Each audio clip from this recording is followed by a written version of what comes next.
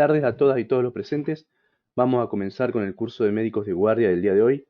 Recuerden tener sus micrófonos desactivados y que pueden ir haciendo preguntas por el chat de la sala que serán respondidas por el disertante al final. El tema de hoy es conferencia de epidemiología y el disertante es el bioquímico Hugo Fernández. Buenas tardes, Hugo. Puede comenzar cuando quiera. Hola, muy buenas noches. Espero que estén bien. Vamos a dar inicio a una charla sobre algunos conceptos de epidemiología, básicamente tendiente a ver o a conocer un modelo que se utiliza generalmente para explicar los cambios en la aparición de enfermedades y de muertes, que se denomina transición epidemiológica. Yo soy Hugo Fernández. Trabajo en el Instituto Nacional de Enfermedades Respiratorias Emilio Coni, que tiene sede acá en la ciudad de Santa Fe, y soy jefe de epidemiología del Departamento de Programas de Salud de ese instituto. La idea es mostrar este modelo en su componente teórico y después ir viendo algunos ejemplos que pueden estar validando, y en algunos casos no tanto, que este modelo es adecuado para poder explicar cómo evoluciona o cómo fue el cambio epidemiológico o el perfil epidemiológico de las enfermedades en el mundo y yendo un poquito más específicamente a nuestro país. El concepto de transición, como definición, como siempre hay que empezar con alguna definición, significa acción de un resultado de pasar de un estado o modo de ser a otro distinto, o paso de una idea o materia a otra, o cambio de tono de expresión. Eso quiere decir que lo que va a intentar explicar el modelo es por qué se produce un cambio en el perfil epidemiológico tanto de la mortalidad como de la morbilidad en función de distintos componentes que se consideran fundamentales para que este cambio se produzca. El concepto de transición epidemiológica fue acuñado en los años 70 y lo que dice es describe los cambios a largo plazo de los patrones de muerte, enfermedad e invalidez que caracterizan una población específica y que por lo general se presenta junto con transformaciones demográficas, sociales y económicas más amplias. Acá ya da una idea que si bien vamos a hablar de la transición en salud, esta transición está muy determinada o muy imbrincada con todo lo que tiene que ver con el contexto, es decir, los determinantes que valga la redundancia, determinan este comportamiento.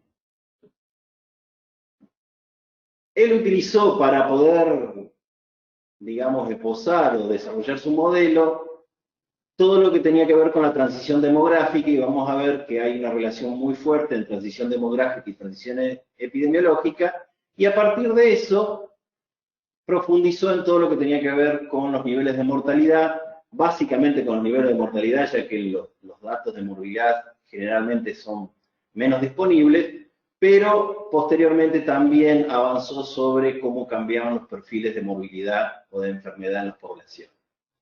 Él decía que, como concepto general, que el descenso de los niveles de mortalidad había sido selectivo en cuanto a las causas de defunción, y vamos a ver a qué se refiere después, y los grupos de edad. Y la mayor parte de este descenso se veía concentrado en los niños y se había hecho a expensa de las enfermedades transmisibles. Por eso generalmente cuando uno habla de transición epidemiológica, siempre el concepto que anda subyacente o da vuelta es el paso de las enfermedades transmisibles a las enfermedades crónicas. Pero el modelo incluye otras complejidades, si bien como concepto resumen puede llegar a ser utilizado, bien utilizado.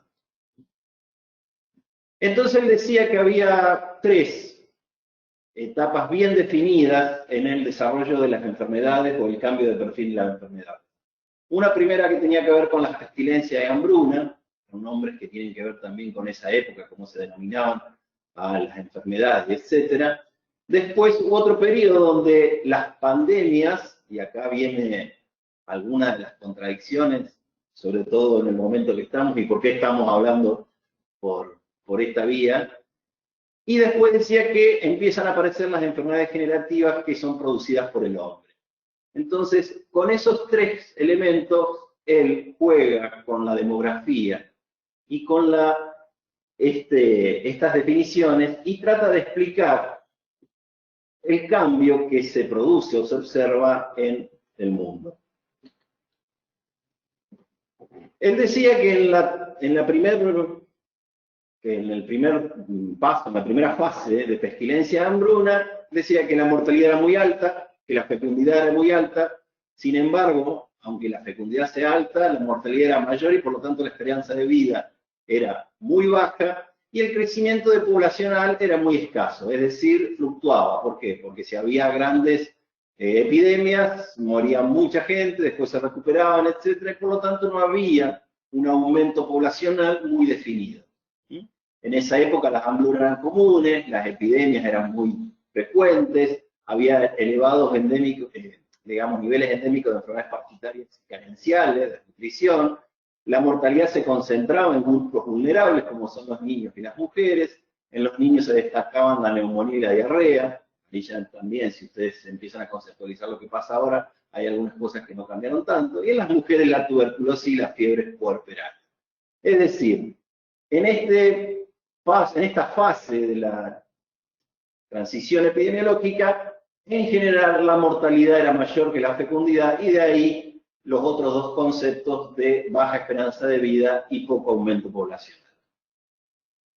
El segundo concepto era cuando ya empezaban a disminuir las pandemias y al disminuir las pandemias disminuía la mortalidad, porque básicamente en esa época eran grandes epidemias que diezmaban a la población, más lo propio de las enfermedades endémicas, la desnutrición empezaba a disminuir, algunas enfermedades transmisibles dice que desaparecen. Ustedes saben muy bien que no desapareció ninguna enfermedad transmisible excepto la viruela a partir de la vacunación. Predominan los niveles endémicos elevados de enfermedades parasitarias y de deficitarias.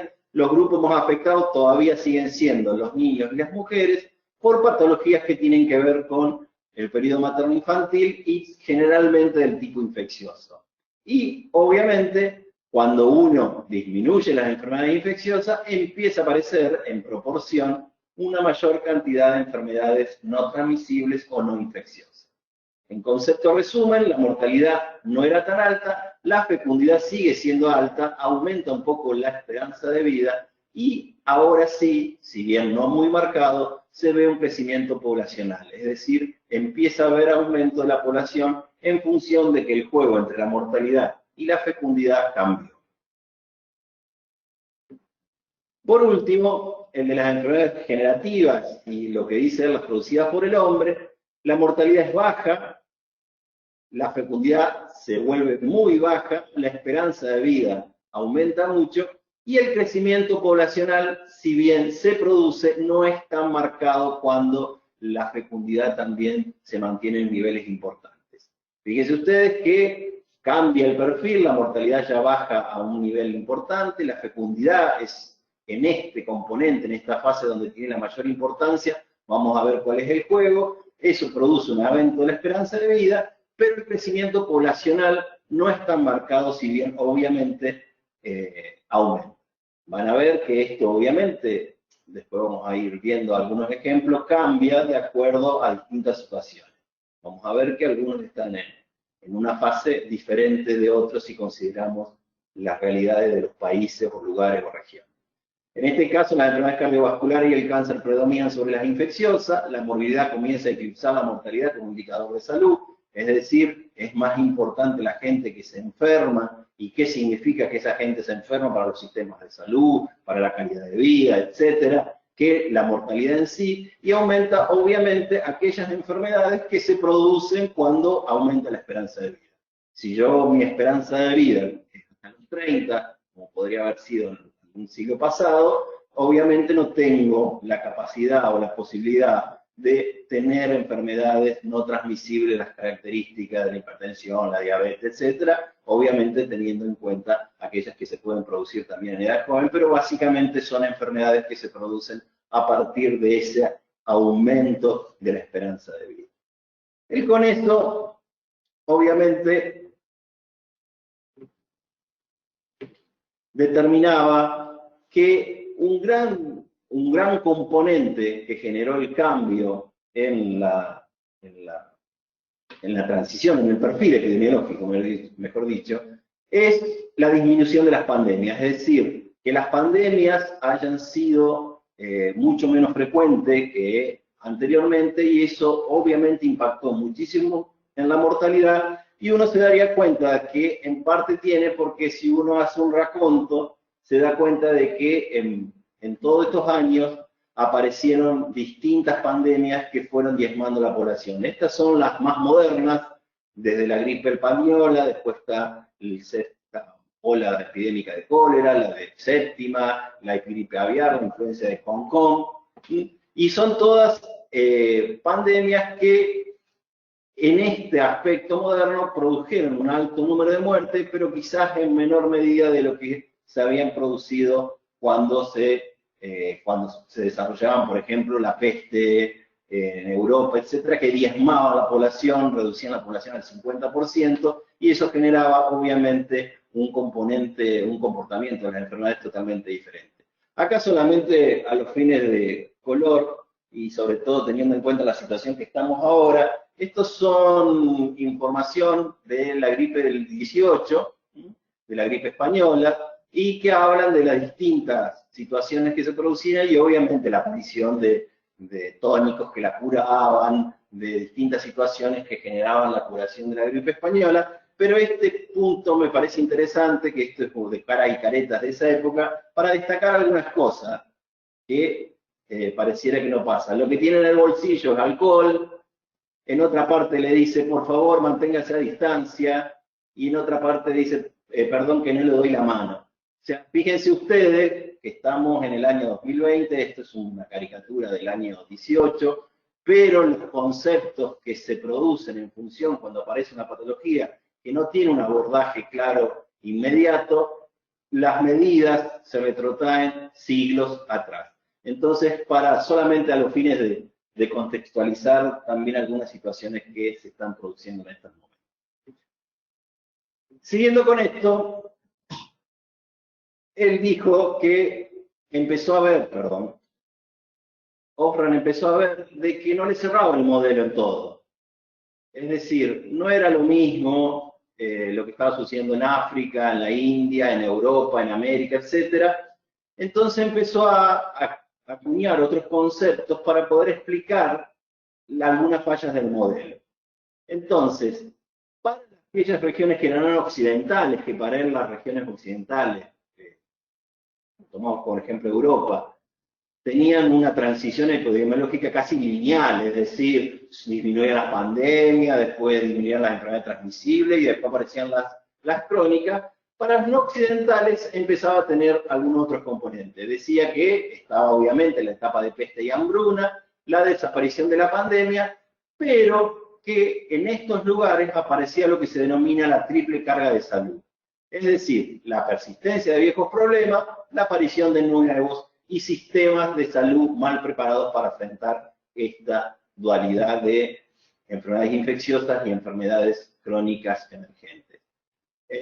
Vuelvo a insistir que cuando uno ahora lee el modelo y puede recorrer y tiene una historia tan cercana de lo que sucedió en Europa con respecto al coronavirus, empieza que en las regiones no occidentales u occidentales, por ahí los sistemas de salud están mal preparados para enfrentar ciertas situaciones, obviamente con cierta desigualdad, pero sí que no estuvieron a la altura de lo que él decía, de que bueno, en las regiones occidentales ese proceso era como un proceso inexorable y que iba para un solo lado. Indudablemente, los modelos, lo vamos a decir al final, generalmente están todos equivocados, pero algunos sirven más que otros. ¿Sí? Entonces él con esto trataba de explicar lo que sucedía en ciertos países donde emergían las enfermedades no transmisibles, pero persistían, y en una forma importante, las enfermedades infecciosas.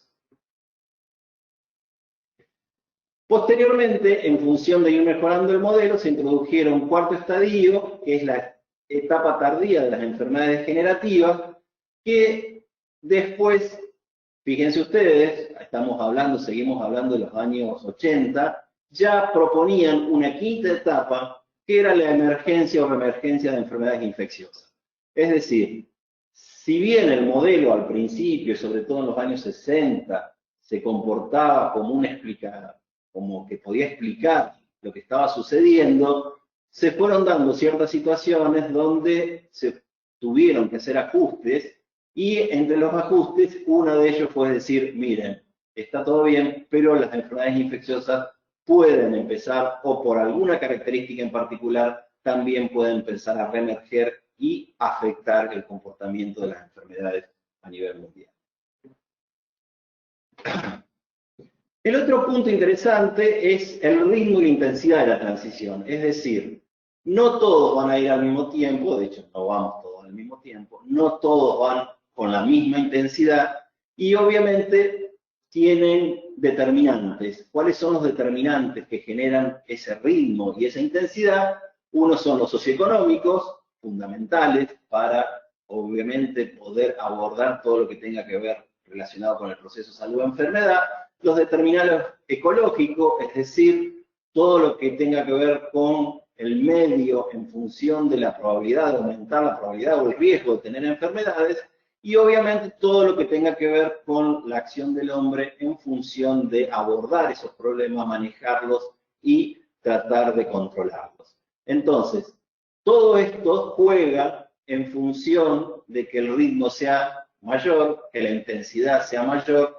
Sin embargo, obviamente esto es totalmente desigual o disímil cuando uno lo aborda en distintas regiones o en distintas situaciones, o en una misma región en distintos lugares, porque eso es, vamos a ver algunos ejemplos en función de lo que sucede también acá en el país.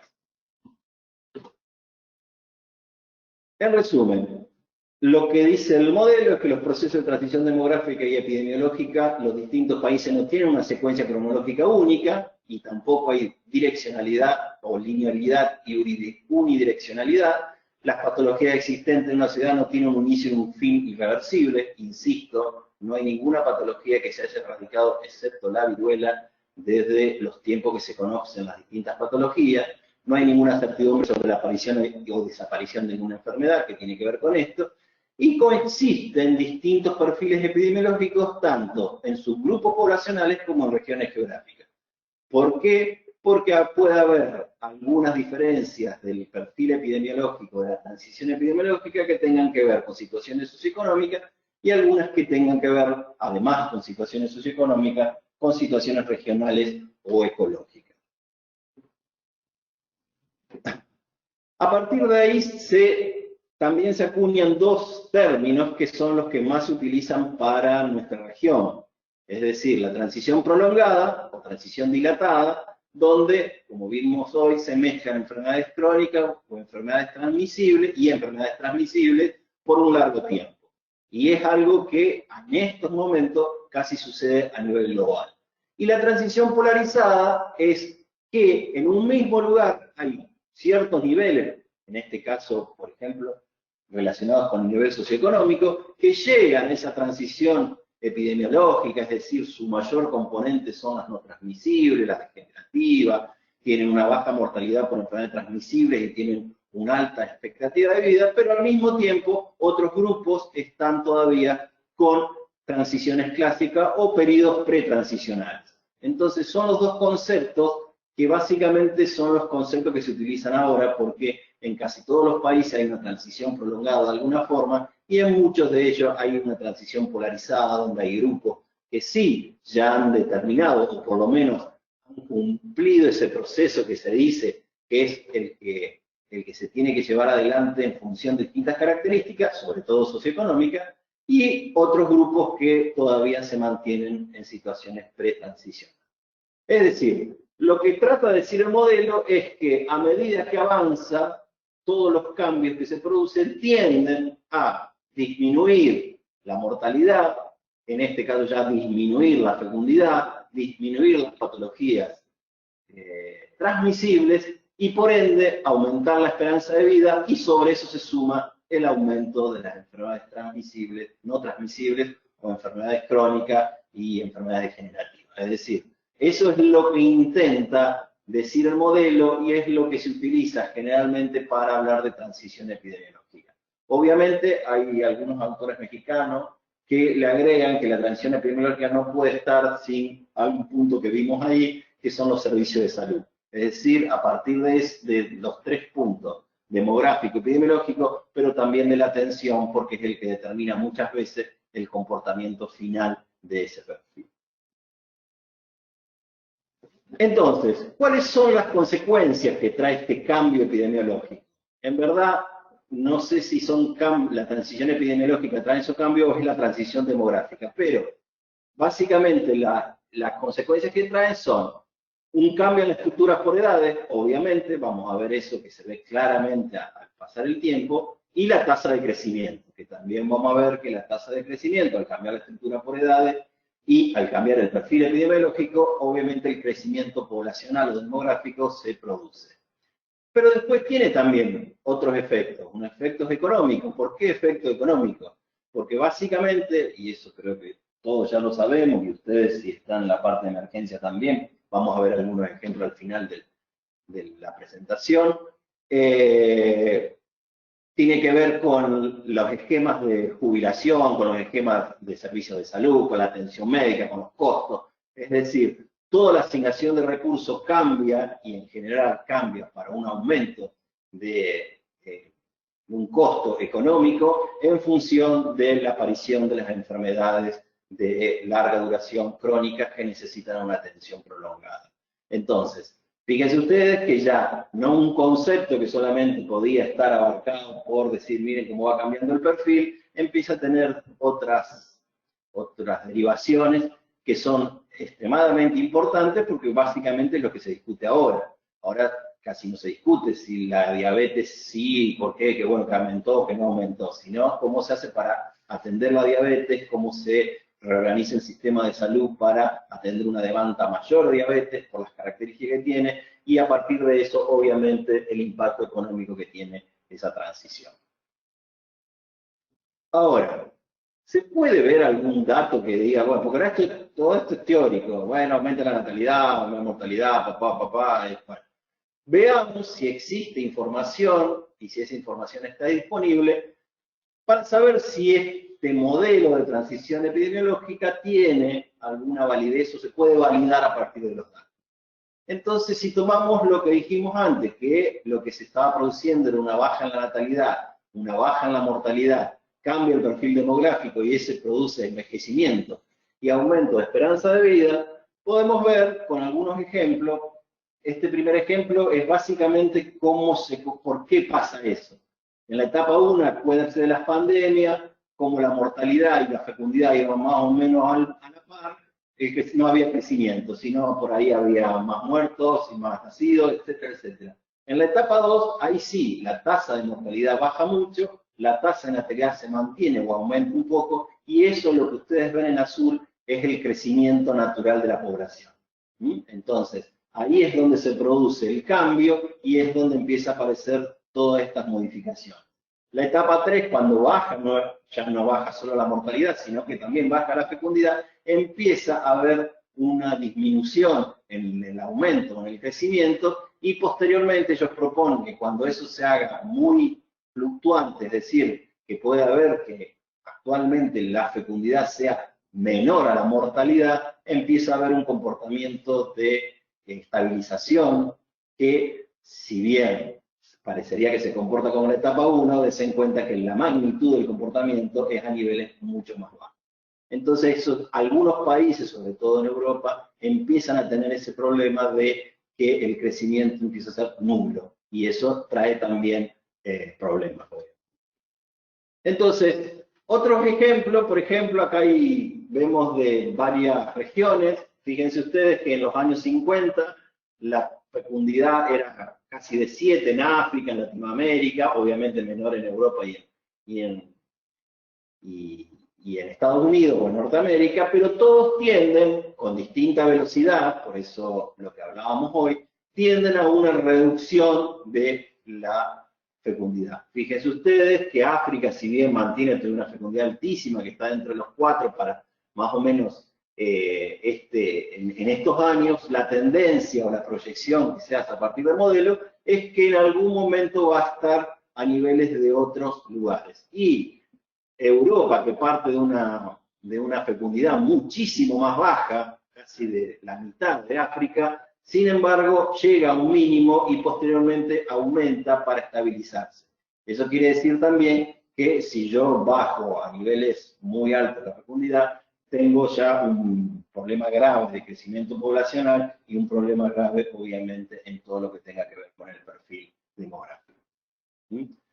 Y esto trae aparejado el aumento de la esperanza de vida. Fíjense ustedes que todas las regiones, obviamente, con distinta velocidad, hablemos de la transición prolongada, la transición polarizada, pero fíjense que ustedes que entre el 50 y el 2015 todas las regiones aumentaron, casi todas partían debajo de 70 y algunas ya llegan al 80%, a 80 años de esperanza de vida, y obviamente la más relegada sigue siendo África, que llega a un 59 años de esperanza de vida, pero tengan en cuenta que en 1950, no tan lejos para decirlo, la esperanza de vida en África era de 35 años. Acuérdense lo que les decía yo, qué perfil epidemiológico vos tenés cuando tu esperanza de vida, media de vida, es de 35 años.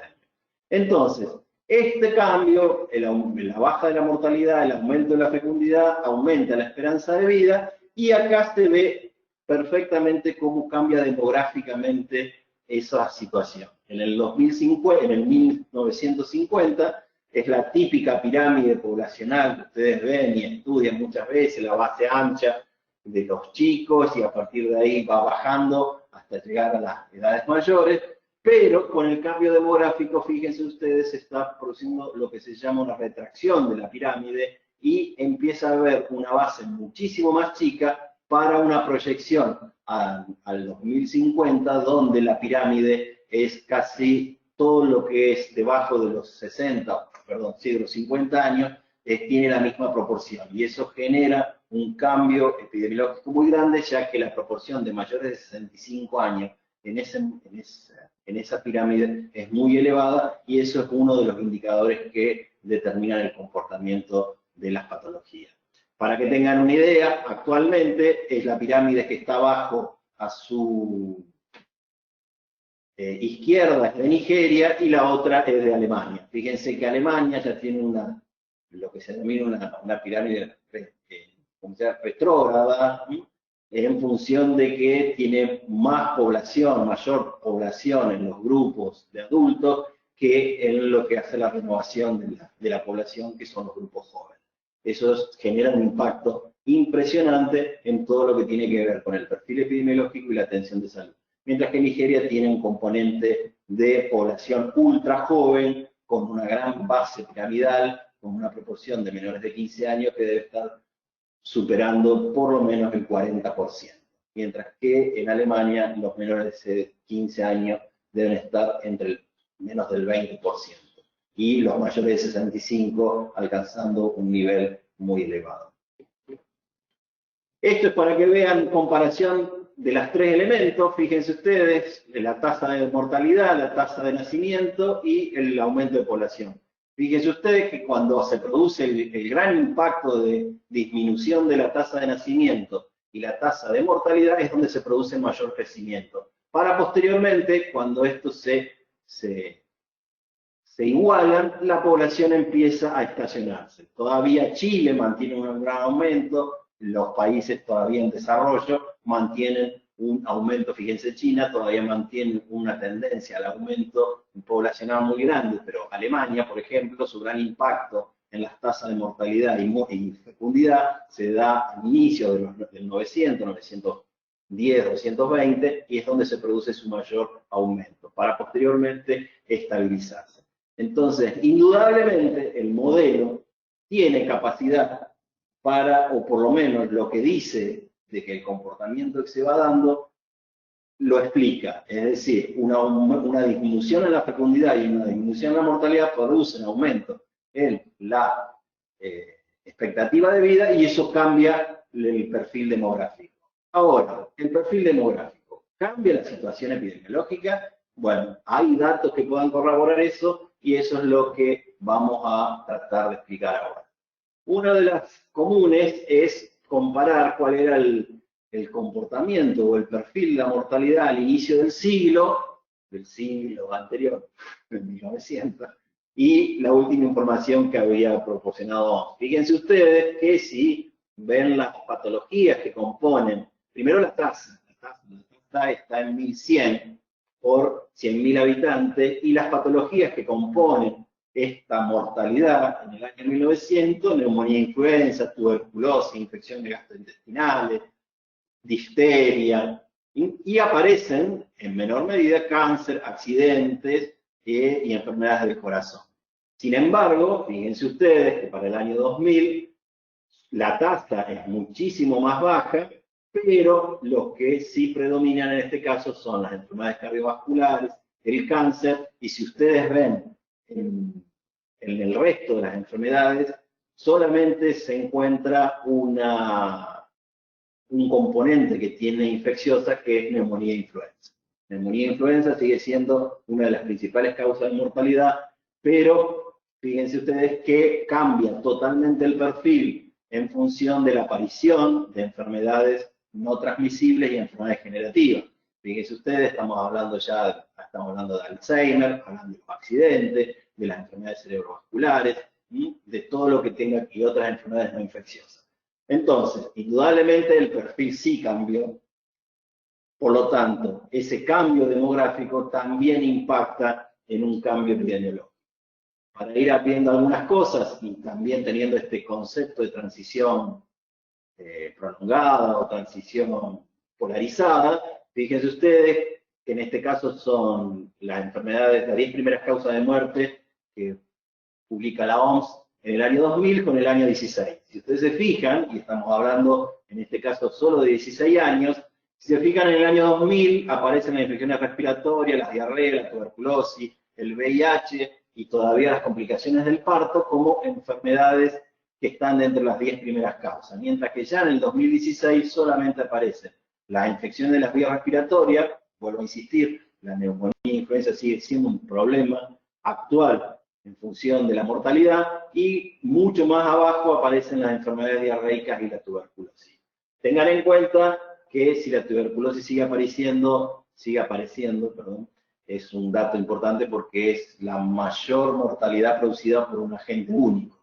Tengan en cuenta eso cuando por ahí se habla que tuberculosis desaparece de las primeras causas. Estamos hablando que un solo germen produce semejante o tamaña mortalidad que puede estar dentro de las 10 primeras causas de muerte a nivel mundial. Pero, volvemos a insistir, esto cambia si yo tengo, fíjense, en el primero, arriba a la izquierda, ustedes tienen de los países de altos ingresos, solamente aparecen las enfermedades respiratorias y las principales causas de muerte son las enfermedades del corazón, infarto, Alzheimer, cáncer, etcétera, y desaparecen cualquier otro tipo de enfermedad infecciosa. Mientras que ya mediano y alto también solamente están presentes entre las 10 primeras causas de muerte las infecciones respiratorias. Si ya empiezo mediano y bajo de ingreso en los países, me aparece la tuberculosis, me aparece la diarrea, me aparecen las enfermedades relacionadas con el parto y puerperio, que acuérdense que son las que en el modelo, cuando se hablaba de transición, son las que impactaban y hacían que no se produzca o no se diera el aumento poblacional. Mientras que si vamos a los países de muy bajos ingresos, fíjense cómo cambia el perfil de azul a rojo. Acá aparecen obviamente las respiratorias como primera causa, pero ya están las enfermedades diarrea, el SIDA, el paludismo, la tuberculosis, las complicaciones y todo lo que tiene que ver con enfermedades perinatales. Entonces, fíjense ustedes que si bien el modelo da cierta explicación, necesitó estos parches que se fueron dando posteriormente para poder explicar esta variedad del perfil, que no es más que una desigualdad. Obviamente lo que estamos viendo es la desigualdad, la inequidad. ¿Por qué? Porque el acceso a los niveles de salud, a los servicios de salud o a la salud en general es muy diferente cuando cambia el nivel socioeconómico. Entonces, esto básicamente, indudablemente el modelo también da alguna respuesta a esto, y como para dar otro dato que confirme, fíjense ustedes, para cada una de las regiones, en este caso marcados como países de distintos ingresos, cómo van a aumentar, están proyectadas para el 2030, la proporción de enfermedades no transmisibles o no comunicables en comparación a la mortalidad total. Fíjense que los de alta, acá decimos estos que ya llegaron o que están, siguieron la transición epidemiológica lo más fiel posible, los de alta carga, los de alta ingreso, fíjense que no se va a modificar. ¿Por qué? Porque ya tienen más del 80% de su mortalidad como enfermedad transmisible. Pero a partir de hoy, de ahí, los de baja van a aumentar casi de un 75 a un 85%, los de media de un 48%, casi a un 70%, y los de baja van a tener casi, para el 2030 se proyecta, el 52% de su mortalidad va a ser por enfermedades no transmisibles. Entonces, muy rico todo, se puede, el modelo tiene cierta capacidad de explicación, es un modelo explicativo. Por supuesto que a medida que uno va avanzando y va profundizando, se van encontrando algunas fallas. Mismos autores o los que desarrollaron el modelo le fueron buscando ciertos parches, por así decirlo, en función de tratar de explicar el porqué del comportamiento de cierta situación. Pero un componente que sí estaba bastante bien definido era que las pandemias iban a disminuir, iban a desaparecer, en algunos casos, si uno lee el artículo original, habla de la desaparición de las pandemias, y indudablemente ahí es algo que no cierra todavía, por lo menos hasta el año 2020. Fíjense ustedes, a partir de los últimos 20 años, distintas epidemias que se fueron dando y que dan cuenta de que las enfermedades transmisibles todavía son un componente importante en la morbilidad y en la mortalidad de las personas. Tengan en cuenta ustedes, y esto creo que lo viven, sobre todo ustedes si están en guardia, etcétera, que a veces se mueren 8 millones de diabéticos, no 8 millones de diabéticos, estoy diciendo una barbaridad, pero hay 8 millones de diabéticos, pero un brote de 200 casos de dengue les determina que los servicios de salud se colapsen. Entonces, fíjense ustedes que la atención o el componente de atención pasa a ser un componente importante y de los 8 millones de diabéticos van a aparecer en el diario en algún momento porque se hizo la encuesta de factores de riesgo, pero los casos de dengue van a estar presentes desde que empieza la epidemia hasta que termina todos los días, todos los diarios, toda la televisión. Entonces, ahí no quiero decir que esto sea importante en lo que estamos hablando, pero obviamente hay una importancia que se le da a las enfermedades infecciosas, toda vez que estas generalmente producen un impacto fuerte, inmediato y a veces de corta duración y a veces no tanto, que generan la importancia que se le da socialmente. La epidemia es moderna. Fíjense ustedes que estamos hablando de que estamos llegando al 90% de enfermedades transmisibles, pero en el 2002 todavía había casos de polio. Tengan en cuenta que la región de las Américas no tiene polio desde el año 84 y actualmente se cambió el esquema de vacunas en función de ya no utilizar más la Sabin porque digamos, el riesgo de tener una polio vacunal es mayor al riesgo de la protección de la polio, por eso ahora se hace un esquema combinado, pero sin embargo a nivel mundial todavía hay casos de polio que se están desarrollando en distintos países. En el 2003, un antecedente del que estamos usando ahora, que es el SARS, que afectó a 8.000 personas y 700 muertes. Fíjense, ustedes son muy jóvenes, ¿o no? Pero fue todo un revuelo, fue un revuelo mundial, se cerraron aeropuertos, se cerraron países, y estamos hablando de 8.000 infectados y 700 muertes, afectando principalmente Canadá y a China. El 2005 tuvo un revuelo con la gripe aviar, la H5N1, y posteriormente era la gran candidata a ser la próxima pandemia, y todos atrás, estábamos todos atrás de los pollos, pero el pollo se quedó quieto y apareció el chancho. Y ahí fue la aparición de la gripe porcina, mal denominada gripe porcina, que es la H1N1, que fue la que apareció en el 2009-2010. Ahí hay una situación interesante porque realmente hasta el año 2009 todas las miradas iban a H5N1 por lo que había pasado en Hong Kong, por lo que había pasado en Vietnam, se sacrificaron millones y millones de aves en función de poder controlar el traspaso al humano del H5N1, y en abril del 2009 empezaron a llegar algunos reportes diciendo que México estaba notificando enfermedades que no tenían diagnóstico, y a partir de ahí se desarrolla toda la pandemia de H1N1, que estamos hablando de 18.000 muertes. Estamos hablando de hace 10 años nada más. Después, a partir de ahí, hay otros brotes. Está el brote de cólera en Haití, que eso fue trasladado por las tropas o los cascos azules.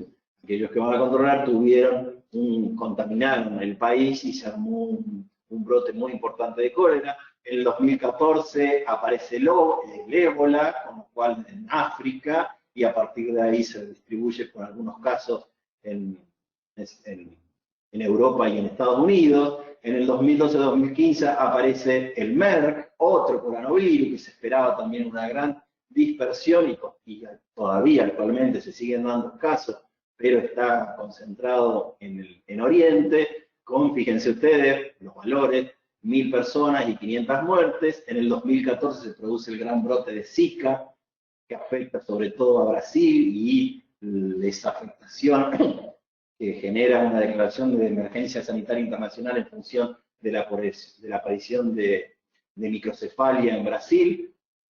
En el 2017-2019, algo que en Argentina estaba radicado a principios del año 2000, aparecen nuevamente los casos de sarampión, y fíjense ustedes, estamos hablando de 20.000 casos de sarampión en toda la región, lo cual no es poco, si bien ahora, están de nuevo en Argentina, está en capacidad de certificar nuevamente la falta de circulación, pero observen ustedes que son patologías, algunas nuevas, como puede ser el MERS o el H1N1, el H5N1, pero tanto el ébola como el virus Zika tampoco es nuevo, el sarampión, hasta llegar en el año 2020 a el SARS-CoV-2 o COVID-19, que hasta la fecha tiene 32 millones de casos, con 1 millón de muertes, hasta el día de hoy sacado de la página de John Hopkins. Fíjense ustedes que si bien estamos hablando de la gran disminución y el gran impacto que tiene la disminución de la mortalidad de enfermedades transmisibles, todavía existen y van a seguir existiendo por un tiempo importante la aparición de brotes o comportamientos anormales de enfermedades que vienen presentándose desde hace muchísimos años. En este caso, el SARS, el COVID-19, se considera un virus nuevo, y indudablemente tuvo un impacto que no lo tuvieron sus dos hermanos anteriores, ni el MERS ni el SARS, y se cobró, creo, lo que no habían hecho los anteriores, lo hizo él. Entonces, fíjense ustedes que todavía la importancia de las enfermedades transmisibles en este componente, estamos hablando en el componente más puro de las enfermedades transmisibles, es decir, de las enfermedades infecciosas, porque después un componente, que no lo vamos a ver acá, hay un componente de enfermedades infecciosas que se van solapando con las enfermedades no transmisibles, con los trasplantes, con distintas características de las enfermedades degenerativas, que también tienen un impacto en la mortalidad. Por lo tanto, todavía, si bien obviamente la importancia de las enfermedades no transmisibles es indiscutible y las proporciones son totalmente casi incomparables, el comportamiento de las enfermedades transmisibles aún generan enfermedad y muerte importante que se deben tener en consideración. Estas fueron las nuevas, pero el dengue sigue estando y aparece todos los años, el paludismo, la tuberculosis y el VIH son los exponentes de las enfermedades transmisibles, voy a usar una palabra que no clásicas, que se puede usar, que producen a nivel mundial una carga de enfermedad impresionante y una carga de mortalidad también. Si bien, obviamente, en función de todo este cambio demográfico, se mantienen a un nivel bastante más bajo de lo que la expansión de las enfermedades no transmisibles. Esto es solo a medio ejemplo, esto lo presenté para esta misma época el año pasado, para esta misma época el año pasado, y la OMS en ese momento estaba alertando de virus, pandemias, etcétera, etcétera, si bien en ese momento inmediatamente no se produjo nada, pero fíjense ustedes que está latente siempre la aparición o la emergencia de algún patógeno infeccioso que genere un revuelo importante. Entonces, bien, nos fuimos de la teoría a lo global, a que lo global podía explicar bastante, pero hay cosas todavía que deben ser, que aparecen y todavía no tienen una explicación. Ustedes acuérdense siempre que tampoco los modelos pueden explicar todo, sino que cuando no pueden explicar mucho en alguna de las teorías de metodología de investigación se rompe el paradigma y aparece un paradigma nuevo, todavía lo que no puede explicar se puede ir explicando con algunas cuestiones accesorias.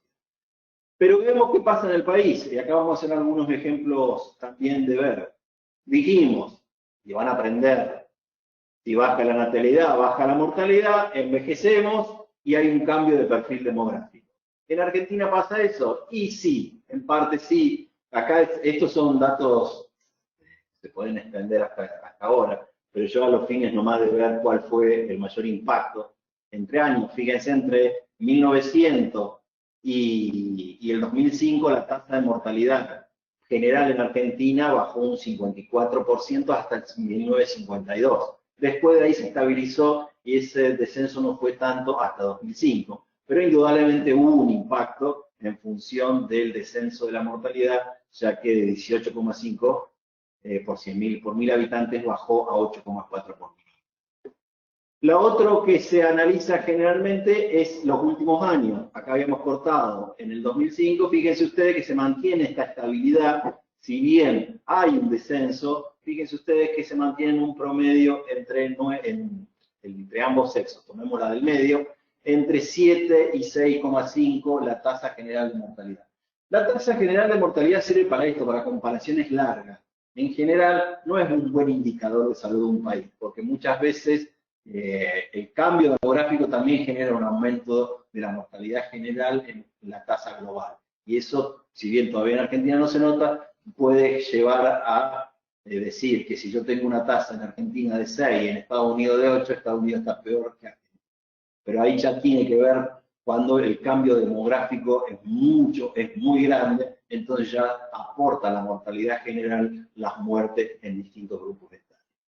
El otro componente que habíamos dicho es la tasa global de fecundidad, y también en Argentina, igual que en los otros países que vimos, se observa un impacto. Fíjense que disminuyó un 54% entre 1895, que era de 7, a 3,1 en 1960, y después se estabilizó. Es indudable que, dado los datos que manejamos acá, el gran impacto se produce en los primeros 50 años del siglo XX, es decir, entre 1900 y 1950 es donde se producen los grandes impactos y donde se empieza a estabilizar algunos indicadores globales en función de lo que después es el comportamiento de la fecha.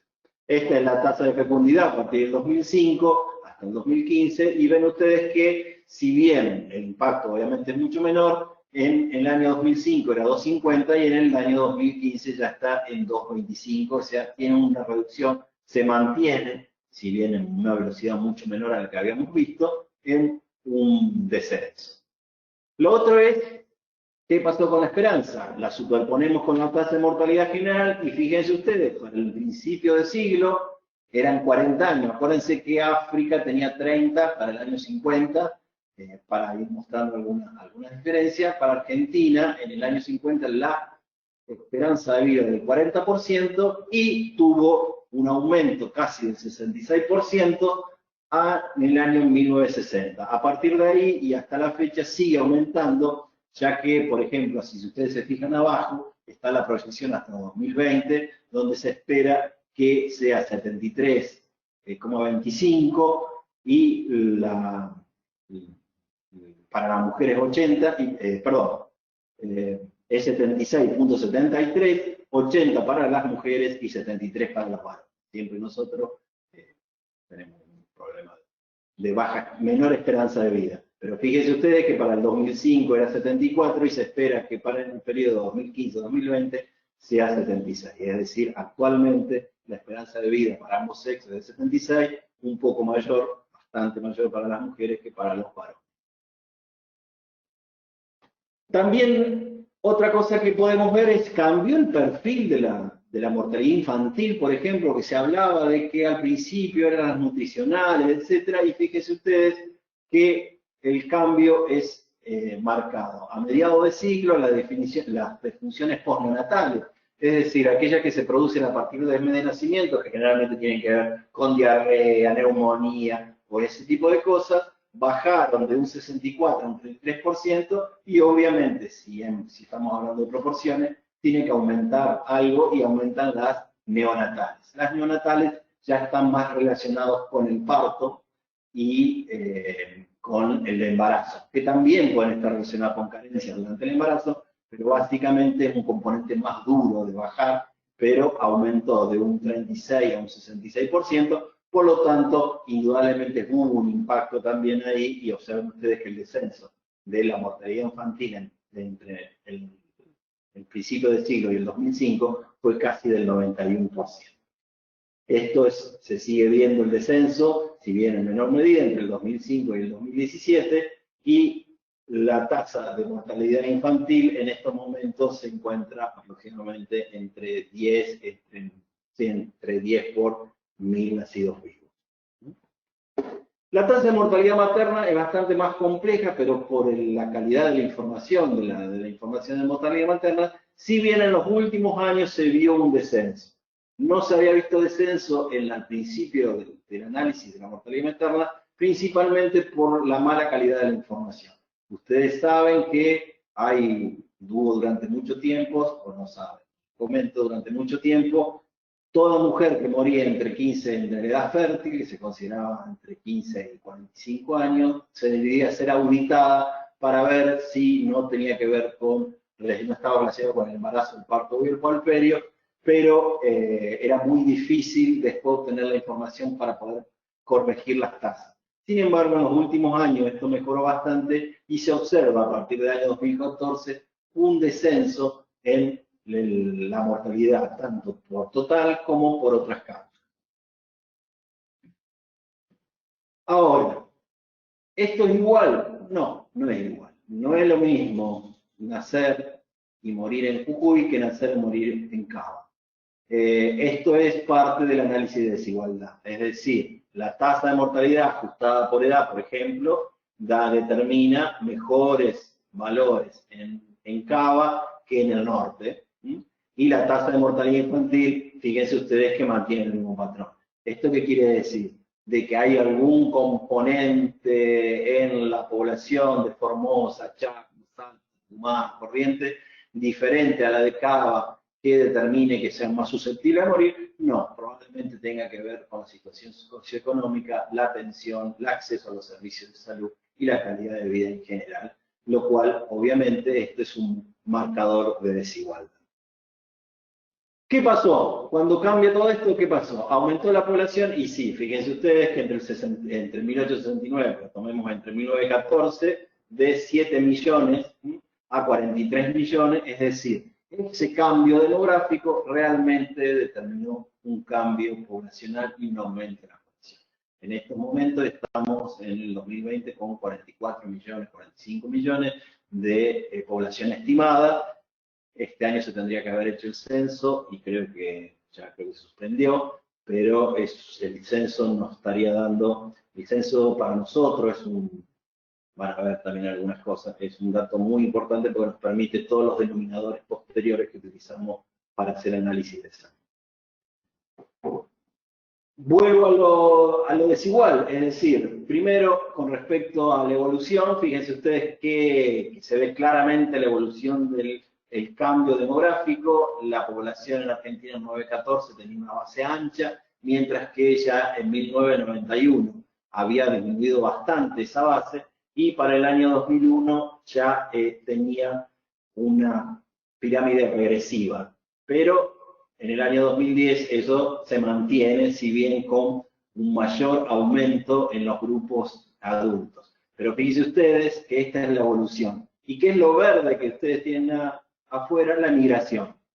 Los inmigrantes. Fíjense ustedes que muestra claramente el componente de inmigración en Argentina en grupos jóvenes, que de posterior obviamente fue disminuyendo y desapareciendo, pero lo que quiero marcarles es que ese cambio demográfico se ve claramente de una pirámide totalmente joven a una pirámide regresiva en 2010, y vamos a ver que si está, esto es la superposición, ¿no?, entre el 14 y el D. Fíjense, lo que queda de azul es la regresión que se produjo en esos grupos etarios de la pirámide poblacional, mientras que lo que está en anaranjado es lo que aumentó en los grupos de adultos en relación al 2014.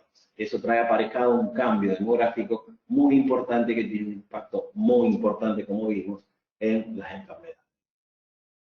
Y esto es lo que les decía. Fíjense ustedes, habíamos dicho que esas pirámides regresivas mostraban un menores de 15 con una proporción importante en las pirámides de poblaciones jóvenes, mientras que posteriormente van aumentando los mayores de 65 años. Fíjense que para Argentina, en el año 2014, esa pirámide que veíamos con esa avance tan ancha, teníamos un 48% de menores de 15 años y un 2,3% mayores de 65, y en el 2016 se redujo a 25% para los menores de 15 y un 10% en mayores de 65 años. Tengan en cuenta que esto es un promedio nacional, y si uno se mete adentro de cada una de las provincias, por ejemplo, Formosa, su pirámide sigue siendo una pirámide joven, es decir, 34% de menores de 5 años y un muy bajo porcentaje de mayores de 65, mientras que Cava cambió ya totalmente, y fíjense que solamente el 18% de su población es menor de 15 años, mientras que la población de mayor de 65 casi la iguala, es decir, tiene un 16,9.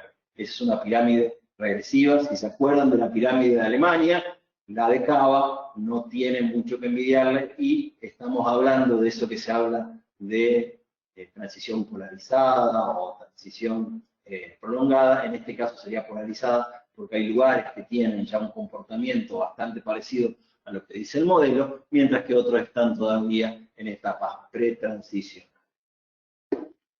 Bien, indudablemente en Argentina también se produjo el envejecimiento, y tiene impacto en el cambio del perfil. No sé qué era eso. En el cambio del perfil. Sí, tiene cambio en el perfil. Para darte una idea, esto es el cambio de las enfermedades infecciosas y parasitarias. Fíjense ustedes que la proporción de infecciosas y parasitarias disminuyó de un 30% al principio del siglo a ser menos del 5% del total de las muertes, mientras que las enfermedades crónicas y degenerativas están en un 60%. Acuérdense que estamos nosotros en esos países entre ingresos medios, donde era más o menos el porcentaje que se espera de enfermedades no transmisibles. Mientras que, a pesar de todo lo que estamos viviendo, y todo lo que vimos, y todo lo que ustedes están viendo, y toda la epidemia de dengue todos los años, y la epidemia de influenza, etcétera, las enfermedades infecciosas impactan en la mortalidad proporcional solamente en un 5%. También, para corroborar esto, estas son las principales causas de muerte en 2016-2017 en Argentina, y fíjense que vuelve a aparecer, insisto, en la neumonía, influenza, enfermedad respiratoria, sigue siendo siempre una causa de muerte importante, no importa la transición, mientras que en la enfermedad del corazón, tumores malignos, aparecen las cerebros vasculares, aparece un componente muy característico de Argentina, quizás los que están de guardia, los que hacen guardia sepan, pero las septicemias en Argentina tienen una proporción y una tasa que supera a cualquiera de la región y supera a muchos otros países, y en algunos casos, ya yendo a lo que es clasificación de enfermedades, se considera de que es un código poco útil, porque no dice exactamente, no sirve para tomar una decisión de salud pública, porque la septicemia puede estar producida por 1 millón de causas, y entonces, sin embargo, fíjense ustedes que es la 5ª causa de muerte que figura en Argentina, y es un dato a tener en cuenta porque es muy particular. Después aparece la diabetes, los accidentes, las nefrológicas, las enfermedades crónicas, las vías respiratorias y las del hígado. Fíjense ustedes que en este componente, la septicemia, con este concepto que acabo de decirles, pero solamente como primera causa de muerte que tiene algún componente infeccioso, es la neumonía y la influenza. Y permíteme hacerle una aclaración. Cuando se habla de neumonía e influenza es porque los códigos de muerte que se utilizan se juntan neumonía e influenza. El componente influenza registrado como mortalidad por influenza es bajísimo. De eso debe ser menos del 5, no, ojalá, del 1% de las muertes están registradas como influenza. Se toma todo junto porque se considera que la influenza lo que hace es complicar y se complica con una neumonía. Entonces aparece todo ese paquete que se denomina neumonía e influenza, que tiene un componente infeccioso muy importante. Ahora, ¿de dónde sale todo esto? Porque yo hablo de datos, vi cualquier cantidad de datos, pero ¿de dónde sale todo esto? ¿Dónde lo pueden tener ustedes? Lástima que están tan lejos. ¿De dónde pueden obtener ustedes esta información? Es decir, yo la saco porque lo busco yo, o porque por mi trabajo, etc. Bueno, toda esta información, la mayoría de los que le presenté, excepto algún dato que puedo llegar a presentarle posteriormente, están disponibles. Es decir, hay un sistema estadístico nacional que pone a disposición información sobre salud.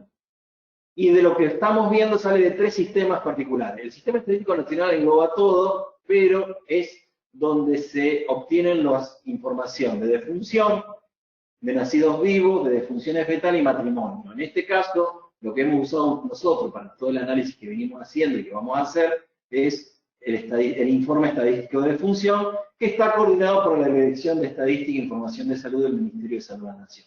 Si ustedes ingresan ahí, van a tener publicaciones que le van a dar la mortalidad por provincia, por código, por edad, por sexo, etcétera, que si bien por ahí no tiene un nivel de detalle que por ahí vamos a ver, sí les sirve para tener una idea de...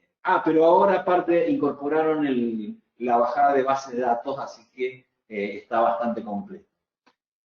¿Qué otro dato? Hablamos de esto de defunciones. Bueno, todo lo que hablamos de mortalidad sale de acá. No hay ninguna otra fuente de mortalidad, excepto obviamente que yo hago una investigación particular, busquen los muertos, etcétera, y bueno, pero si es para analizar defunciones, el informe estadístico de defunciones es el que da toda la información que ustedes vieron y van a ver en esta presentación. Pero esto no es lo único.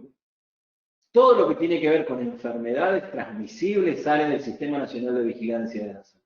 Quizás, dado el coronavirus, ustedes han sentido escuchar de ello por el atraso que hay en la carga, se habla, hay atraso en la carga en el SNS2, hay problemas con el SNS2. Bueno, este sistema es un sistema que se implementó en el año 2019, perdón, a mediados del 2018, e integra todos los componentes de vigilancia clínica, de laboratorio y epidemiológica en un solo sistema para todas las patologías de notificación obligatoria.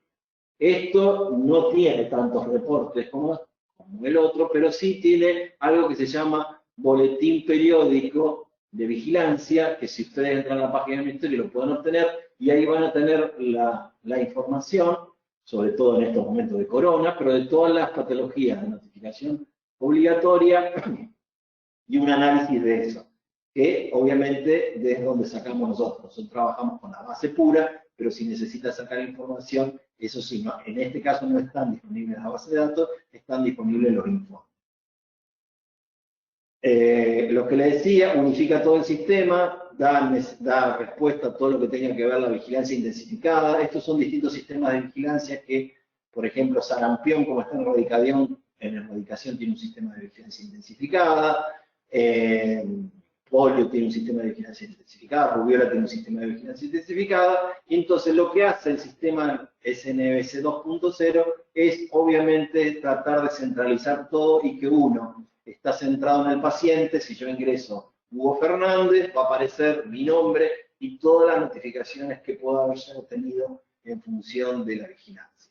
esto se tiene que integrar con el sistema de vacunación, etcétera, y la idea es que una persona que va a notificar un caso de tuberculosis sepa que esa persona que está ingresando tiene o dengue, o influenza, o tubo, etcétera, etcétera. Por eso es el sistema. Y el sistema que provee en este momento toda la información para la pandemia del coronavirus. Este es más o menos lo mismo. El otro tema es de dónde saco yo todo lo que tiene que ver con no transmisibles. ¿Por qué? Porque ese sistema integrado que ustedes vieron ahí no hace vigilancia de enfermedades no transmisibles. Tiene otro sistema de vigilancia que es a través de encuestas.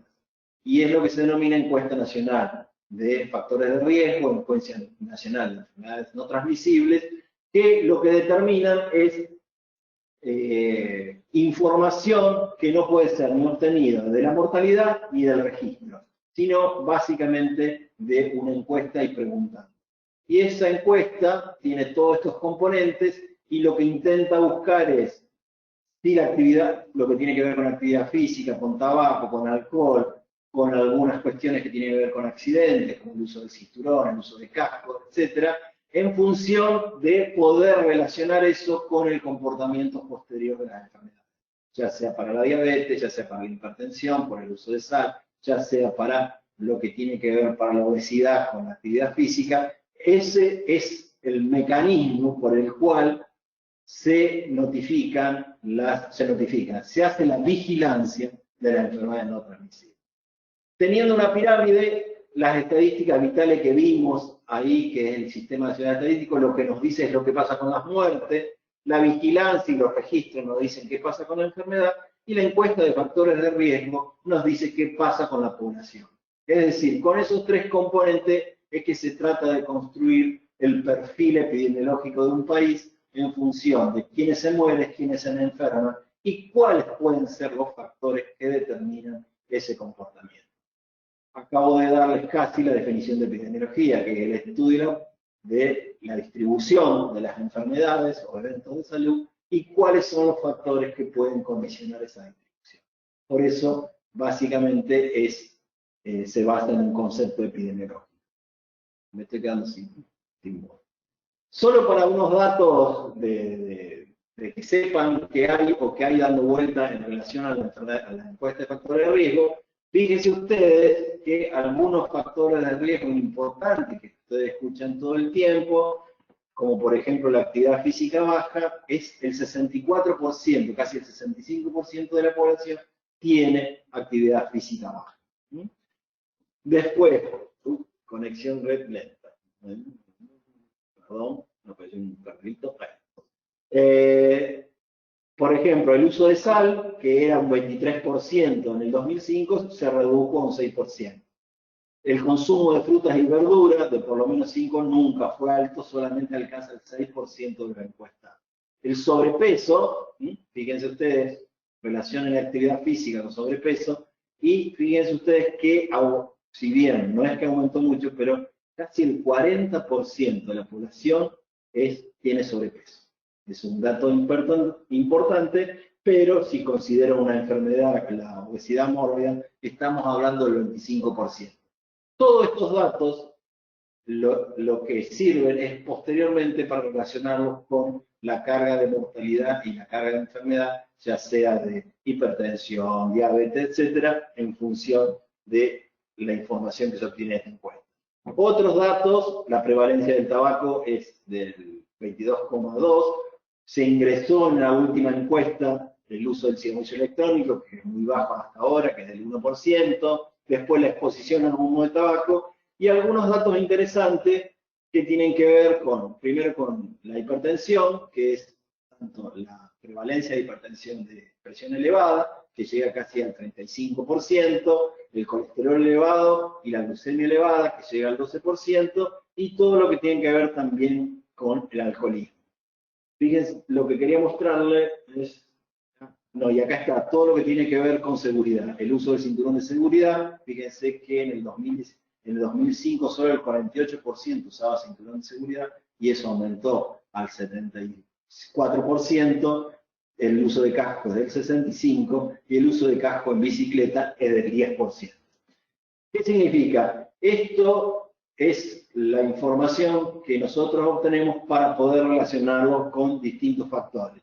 Como para dar una idea, las personas con obesidad tuvieron, si yo tomo como factor de riesgo la obesidad, 2,4 veces más chance de tener diabetes, 1,7 de colesterol elevado, 2,6 de hipertensión, 1,4 de depresión y de tener una salud mala 2,5 veces. Esto es lo que uno intervendría poblacionalmente para después, posteriormente, tener un gran impacto a nivel de salud global. Pero esa intervención poblacional, dentro de todas las intervenciones, son las más difíciles. Como ejemplo del otro sistema, el otro sistema obtiene información de VIH, con todas las características que ustedes pueden tener, o de enfermedad de transmisión sexual, que en este momento se encuentra en ascenso, o por ejemplo de tuberculosis. Es decir, el sistema de vigilancia, el SNBC2, lo que les da información principalmente de enfermedades transmisibles. Acá, para hacer análisis así rápido, la tendencia de tuberculosis está en aumento hace varios años y se observa una gran desigualdad en la distribución de tuberculosis con grandes tasas, obviamente, en el norte del país, pero en este caso, y en particular con la tuberculosis, el AMBA, que también lo han escuchado ahora con el coronavirus, el AMBA, que es el área metropolitana de Buenos Aires, tiene un problema de tuberculosis extremadamente grave y concentra más del 40% de la tuberculosis del total del país en el lugar donde el NBI, por ejemplo en Cava, está por debajo del 7%. Es un fenómeno que se da en la tuberculosis en grandes ciudades que está repercutiendo y el coronavirus en parte también va a agravar esa situación por la falta de atención en este periodo adecuada de todos los pacientes tuberculosos. Bien, esto es en general. Volvemos a lo que habíamos visto. Entonces tenemos un modelo, el modelo explica bastante, pero tiene alguna falla. Lo que es la desaparición de las enfermedades transmisibles hasta ahora no se va a lograr y nadie considera que se va a lograr por lo menos en un tiempo importante. Pero yo dije, ¿y qué puedo relacionarlo yo más también con ustedes, con que tienen que ver con la guardia, con la ambulancia, etcétera? Entonces hice un pequeño procesamiento de algunas... Ah, perdón, me olvidé.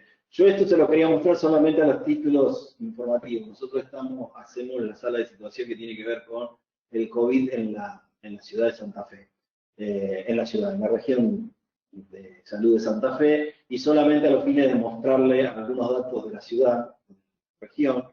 Fíjense ustedes que estos son los departamentos que incluyen la región y hasta el momento hay casi 4.000 casos confirmados. Hay un dato interesante que es este. Sé que algunos por ahí me van a criticar, pero apareció ahí una pantalla, no sé qué dice. ¿Fui yo? Sonido reactivado. Ahí va Darío, a ver. Yo no lo veo, en el mío no lo veo. Bueno, no, lo que les quiero mostrar, total, después ven todo la pantalla, es el componente inicial. No sé qué. No importa. Del bien, y eso no se puede sacar ese que está ahí. Es. A ver si lo puedo sacar un poquito más. Ahí lo puedo ver. Bien, perfecto. No, no es para que se vea todo el gráfico. Y eso se ve, ellos también deben ver de ese. No, eso no es. Bueno, perfecto. Si ustedes ven al inicio, déjame ahí, Perfecto. Quiero ver, yo lo voy a ver. Perfecto. Si ustedes ven al inicio de la pandemia, Santa Fe y la región tuvo casi 2 o 3 meses sin casos. Eso quiere decir que por la implementación del ASPO, del aislamiento obligatorio social, determinó casi la supresión viral a nivel de la ciudad, seguro. A nivel de la región, podríamos discutirlo, pero a nivel de la ciudad, seguro, y eso duró casi 2 meses.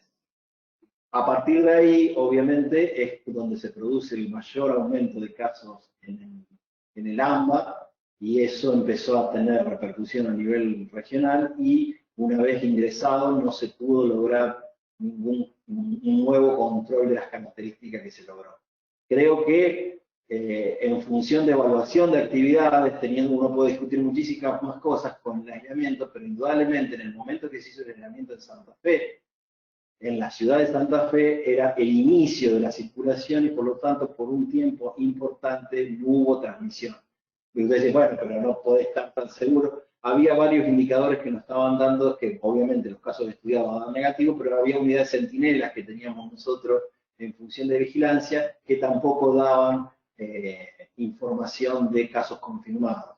Posteriormente, y ahora estamos ante un crecimiento típico de pandemia, si bien no es una exponencial tan marcada, sí es un comportamiento con un R aproximadamente la última vez que se calculó estaba en 1,3, 1,4, lo cual todavía determina que va a haber un aumento o por lo menos un seguimiento del número de casos importantes por un tiempo. Pero quería destacar eso porque se ve en el gráfico y no es que de golpe desapareció, sino que ahí el aislamiento y la calidad del aislamiento que hubo determinó eso. A partir de ahí, obviamente, las distintas, primero el aislamiento quizás del aislamiento no tan necesario en algún periodo, pero después posteriormente no se pudo volver a tener eso y las demás medidas son bastante relativas si no se cumplen en una efectividad importante. Y eso es lo que se está viendo en el comportamiento no solamente de la región, sino también del comportamiento a nivel provincial. Estos son datos que tienen que ver con lo que está sucediendo ahora. Nuestra región concentra el 12% de todos los casos de la provincia, el 76% están en el departamento de la capital.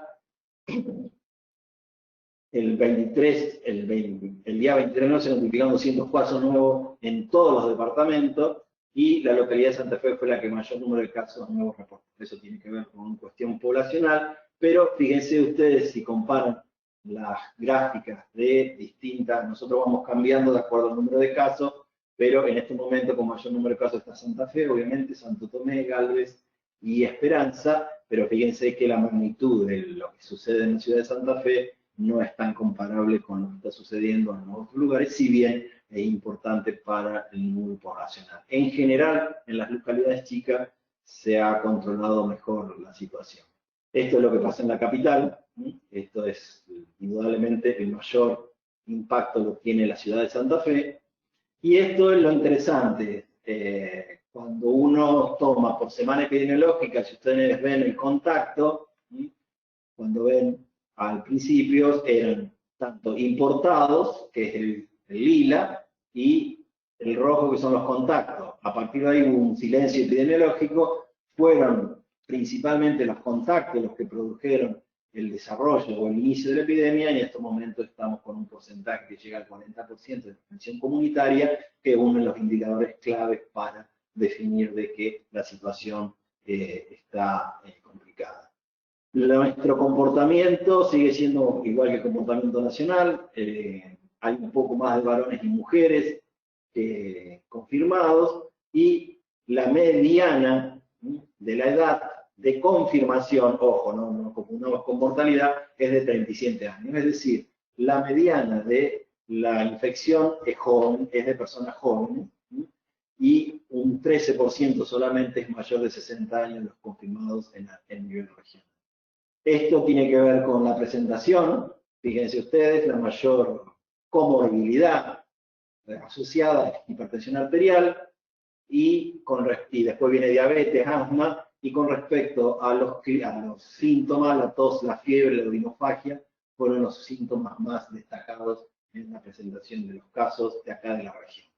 Este es un tema importante, yo no sé si se acuerdan que al inicio de la pandemia decían que la búsqueda era buena si vos tenías menos de un 10% de notificación, de confirmación, y a partir de, no tanto a nivel nacional como a nivel regional y provincial, a partir de las últimas una semana, la positividad es arriba del 40%, lo que está diciendo que hay una gran carga de casos y el testeo tendría que intensificarse. Fíjense ustedes que estamos en un 48% para la semana 38, que es la semana pasada, y es una positividad muy alta. Esto es con respecto a los fallecidos, si bien se distribuyen bastante, empiezan a aparecer los fallecidos cuando aparecen los casos. mientras había pocos casos, obviamente no había fallecido, y aparte el aumento de casos trajo aparejado con una característica en particular, que es que se dio un componente muy fuerte de mortalidad en Santo Tomé, y obviamente el que le sigue Santa Fe. El mayor número de muertes se produjo en la ciudad porque tiene también el mayor número de casos. Acuérdense, el secreto es, perdón. Bueno.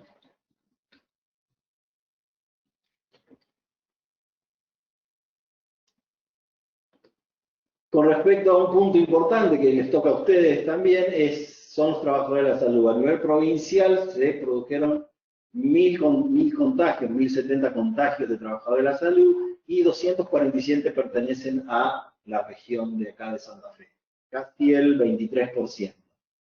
Obviamente que los rangos de edad, en este caso, tienen que ver con la edad de trabajo, la edad productiva, porque ya son trabajadores de la salud. Fíjense ustedes que acá sí la proporción entre femenino y masculino cambia totalmente, y la proporción de mujeres trabajadoras de la salud contagiadas de coronavirus, que tiene que ver obviamente también con la proporción de mujeres que trabajan en el sector salud, es mucho mayor que la masculina, casi un 70 a un 30%. Y esta es la distribución de los casos. Esto solamente a los fines, como generalmente en las charlas yo tomaba lo que estaba en el momento dando vuelta. Bueno, ahora no hablar del coronavirus es como no hablar no sé, de algo que está pasando y está transcurriendo en estos momentos. La situación a nivel provincial se va a mantener por un tiempo, y indudablemente estamos desfasados casi un mes aproximadamente con respecto a lo que sucede en ambos. Así que estaríamos cursando nosotros en estos últimos tiempos el pico de contagio. Bueno, esto es solamente los tiempos informativos, era para mostrar, si ustedes tienen alguna duda con respecto a esto, me hacen la consulta, pero era cuál era la situación y qué es lo que está preponderantemente, y hablando de transición epidemiológica y de pandemia, no podía dejarlo de obviar de ingresar información sobre esto. Pero lo que les decía era que yo había pensado, dije, bueno, ¿y qué otra cosa les puede interesar a ellos? Ellos son de guardia, después está la parte de ambulancia. Ya el año pasado, como se llama, Arturo me había dicho que podría incorporar alguna otra información en relación a eso en particular, y pensando, dije, bueno, a ver, podemos ver cuáles pueden ser aquellas patologías que tienen que ser abordadas en el domicilio, pero obviamente con la necesidad de ser llevadas a un centro de salud para ser atendidas y gestionadas. Como yo tengo datos de mortalidad, dije, bueno, ¿y cómo puedo hacer esa relación con la mortalidad? Y empecé a jugar con alguna información, y lo primero que dije, bueno, a ver, ¿quiénes se mueren en el domicilio y cuáles son las patologías que se mueren en el domicilio? Entonces estuve viendo, hay patologías que el 60% y algunas el 80% se mueren en el domicilio, pero bueno, viendo las patologías, empezamos a ver patologías degenerativas, patologías crónicas, que en general son derivadas otra vez al domicilio para que se mantengan ahí, y bueno, y figuran el domicilio como lugar de defunción. Entonces dije, bueno, pero a ver, vamos a buscar otra. Entonces busqué una que seguramente tiene que ser atendida y derivada para el mejor tratamiento. Y fue el infarto del miocardio. Y dije, a ver, ¿cómo se comporta el infarto, la mortalidad por infarto al miocardio, teniendo en cuenta que es una cosa aguda, que probablemente es una urgencia, una emergencia, una urgencia, tienen que ir a atender, y lo más importante, una de las cosas más importantes, y acá yo no me voy a explayar mucho porque son ustedes los que saben, no yo, debe ser llegar a tiempo y en forma rápida para la atención del paciente para recuperar. Y encontré algunas sorpresas interesantes. Para que tengan una idea, este análisis es 2000-2018, eso concentró 117.000 muertes que están registradas como infarto agudo de miocardio. Eso representa el 5% de la mortalidad general. No se crean que es poco, porque el 5% de la mortalidad general es el 5% de 2.300.000 muertes que se produjeron en todos estos años. Y tiene una tasa un riesgo de 136 casos muertes por 100.000 habitantes. Ahora, un componente importante es que de esas muertes, casi el 60% fallecen en el domicilio. Es decir, de todos los ataques cardíacos, el 60% busqué, acá tengo que hacer una aclaración, yo estoy trabajando con mortalidad que tiene varias dificultades. Una es, sí, tuvo un ataque cardíaco, lo recuperaron todos, se fue a la casa, bueno, pero intenté buscar el código que dice que no tiene secuelas de ataque cardíaco, pero puede haber por la calidad de codificación. Tengan en cuenta, que no se lo mencioné, quizás lo saben, porque si no lo van a tener que estudiar, es que todo lo que ustedes generan de información se codifica. Y uno de los elementos que se utiliza para codificar es la clasificación internacional de enfermedades, la 10ª revisión al momento, que le da un código a lo que ustedes tienen. Y esos códigos, uno de su principal importancia es codificar mortalidad. Por eso es ultra importante el llenado del certificado de función, porque todo lo que vamos a ver ahora sale del certificado de función que ustedes o el médico tratante llenan. Entonces, es de suma importancia que lo que ingrese a ese certificado sea lo más, digamos, fiel posible, porque después nosotros, como los gestores de salud, analizan esa información para tomar algunas decisiones. Pero bueno, solamente a los fines de hacer un juego con esto, dije, mira vos, tiene el 60% de las muertes por infarto al miocardio se mueren en el domicilio. En este caso incluye domicilio, también incluye asilos, etcétera. Dije, bueno, pero eso debe dar un porcentaje alto, pero el porcentaje que se mueren en asilo o en la vía pública son muy bajos, no llegan al 6%, 7%. Entonces, ¿cuáles son las causas? Ustedes no están, yo no les puedo preguntar lamentablemente, pero ¿cuáles son las causas que pueden determinar que un infarto que se está produciendo se muera en el domicilio? Es decir, cuando llega el médico a atenderlo, la persona ya falleció. Entonces, una es, llegamos tarde, el infarto tiene características muy particulares, generalmente son todos, los matan inmediatamente. Acá estoy diciendo cosas, un torrecino, pero pueden haber otras características también. Obviamente yo no puedo evaluar la rapidez con que llega el servicio a la atención porque no tengo datos. Y realmente son datos que generalmente son globales. Vamos a ver que si el SAME dice que llega a cualquier emergencia en 20 minutos, y el otro dice, bueno, etcétera. Que son datos muy globales que no tengo yo y no tengo disponibles. ¿Qué tengo disponible yo en la base de datos? Y a ver, yo puedo pensar, pero ¿qué puede ser? Puede ser de que los pobres se mueran más que los ricos, las mujeres más que los varones, los viejos más que los jóvenes. Entonces ahí se puede empezar a hacer un pequeño análisis epidemiológico y el primero, y el más importante creo, porque define el comportamiento de muchas cosas, es el análisis por edad. Cuando ustedes hagan un análisis epidemiológico no pueden obviar sexo y edad, y en este caso es por edad. Y fíjense ustedes que es interesante que obviamente los grupos jóvenes, si bien no es bajo el porcentaje, estamos hablando de un 50%, pero este porcentaje de atención de fallecimiento domiciliario se da básicamente a partir de los 80 años. Entre 80 y mayor de 85 años es el 60 y el 70% de esos infartos mueren en domicilios antes de que puedan ser ingresados en cualquier servicio de salud. Y eso es un dato que tiene que ver, obviamente, con que mayores de 85 años probablemente tengan un nivel de resistencia mucho menor, etcétera, etcétera, que se lo harán ustedes, pero fíjense ustedes que hay un comportamiento diferencial por edad, mientras que a edades más jóvenes se mueren casi 10% menos en el domicilio, a medida que la edad aumenta, los casos domiciliarios aumentan también. El otro componente que dijimos es el sexo, pone varones y mujeres. Fíjense ustedes, se da una particularidad, se mueren más mujeres que varones en domicilio. Eso es una cosa, yo acá no tengo la respuesta, acá empiezan preguntas y preguntas y preguntas, y si alguno tiene la respuesta me la escribe y me dice. Más varones que mujeres, pero a ver, la proporción de infartos es mayor en varones que en mujeres, pero indudablemente las que mueren en domicilio son más mujeres que en varones. De todas las mujeres se mueren más en domicilio las mujeres. Eso es una cosa que habría que analizar y ver cuál puede ser la causa. Después, ¿habrá una diferencia en nivel socioeconómico, en cobertura de salud? Bueno, la poca información que yo tengo en la base de datos, una es la cobertura de salud. Fíjense que podríamos decir que aquellos pacientes que no tienen cobertura de salud tienen una proporción mayor. No son diferencias significativas, pero no son grandes diferencias. Es importante, porque a veces son significativas, pero epidemiológicamente no tienen mucho significado. Pero acá, entre un 61 y un 55%, los pacientes que tienen cobertura sí se fallecen en el domicilio en mayor proporción que aquellos que la tienen.